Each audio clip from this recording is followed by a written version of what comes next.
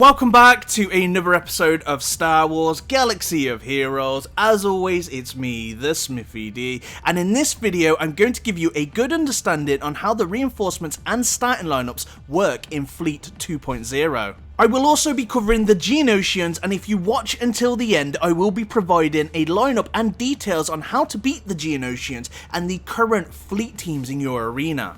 So let's just jump straight into it. Let the past die. Kill it, if you have to.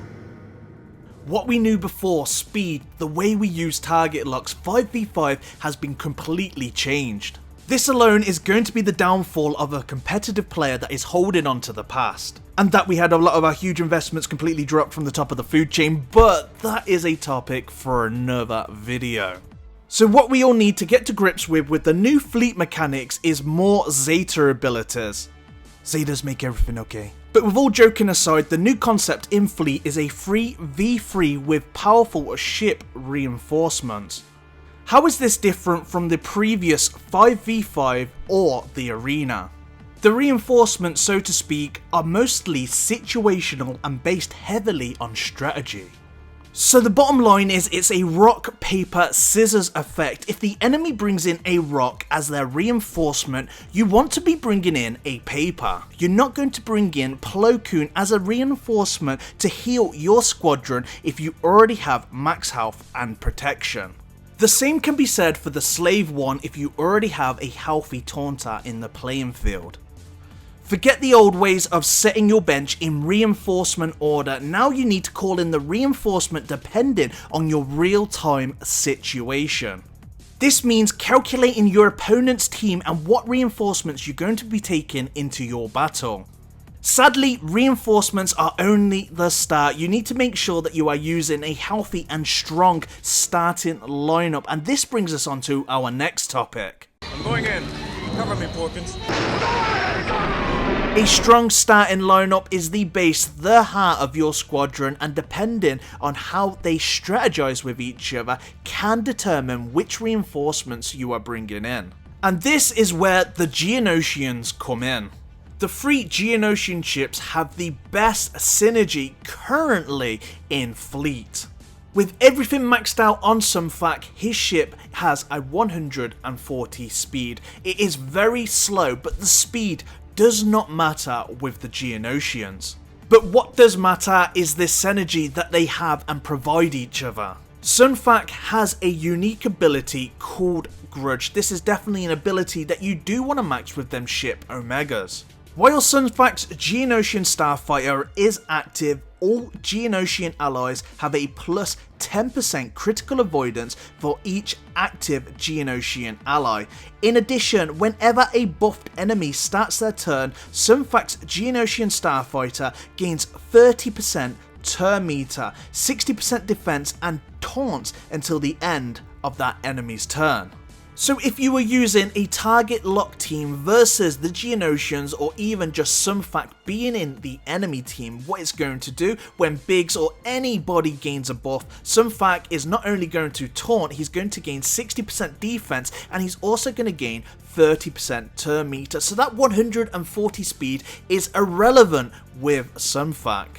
If you run 3 Geonosian ships from Sunfac's unique Grudge, they're all going to have a plus 30% crit avoidance. But that is just one Geonosian. Now let's have a look at Geonosian Soldier. Geonosian Soldier at max level, max gear, has a 141 speed. But what we also want to be looking at is his unique called Swarm Aggression. While Geonosian Soldier's Starfighter is active, all Geonosian allies gain a plus 10% accuracy for each active Geonosian ally. In addition, Geonosian Soldier's Starfighter has a 35% chance to assist, dealing 20% less damage whenever an ally uses an ability during their turn. This chance is doubled for Separatist allies. So this character has a 70% chance to assist whenever a Separatist ally uses an ability. So let's have a quick look at the Separatists in Fleet. there is only currently 3 separatist starships, so I can bank on there is definitely going to be more additional characters and maybe a capital ship coming in the future. Now let's have a look at the Geonosian Spy. At max level, max gear, Geonosian Spy has a 143 speed. So again, between all 3 of them, they're not very fast ships. Geonosian Spy's unique is called Clandestine Operations, hopefully I said that correctly. While Geonosian Spy's Starfighter is active, all Geonosian allies gain a plus 10% offense for each active Geonosian ally. In addition, Geonosian Spy Starfighter has a plus 30% critical damage while stealthed and a plus 25% evasion while out of stealth. When he takes damage, he and Geonosian Soldier Starfighter gain stealth for 1 turn.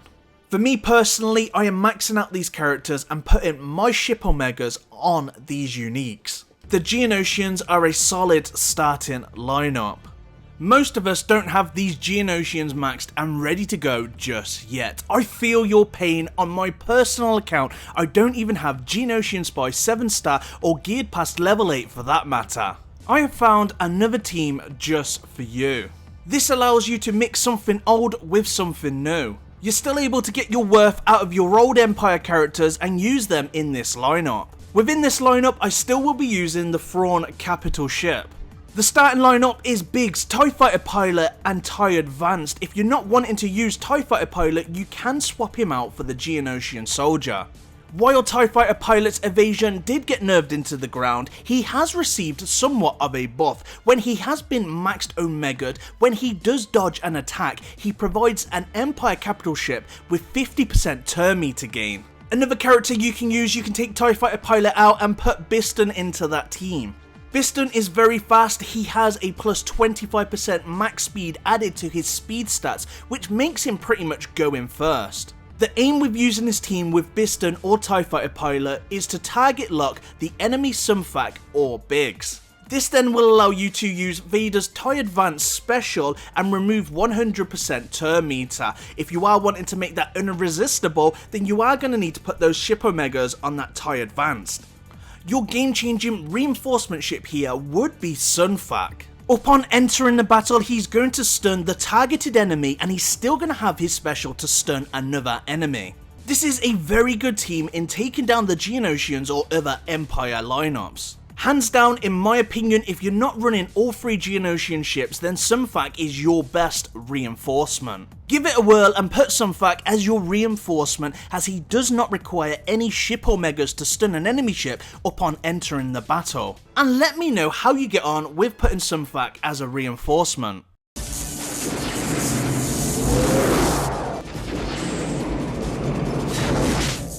With every rework comes new content. We've seen it with the Palpatine rework with the additions of Darth Traya and Darth Sion, and I'm sure we'll see lots of new ships in the coming months. From a glance, Empire have been a strong faction in the fleet for a very long time, and I cannot see any more new Empire ships come in for a while. But the Rebellion are still missing Luke's Red 5 and the Rebel Millennium Falcon. Separatists have the biggest gap currently with only 3 Geonosian ships in-game, and we don't even have a capital ship for that faction. The Geonosians are a good start to prepare for future content. If you have the Ghost and the Phantom 2, check out the reinforcement ability for the Phantom 2. I hope today's video has helped you understand a little bit more on fleet and really where to head to increase your roster. Of course, there's going to be new ships, new metas that are going to come in the future. I think viability best for now, the Geonosians are without a doubt the best starting lineup.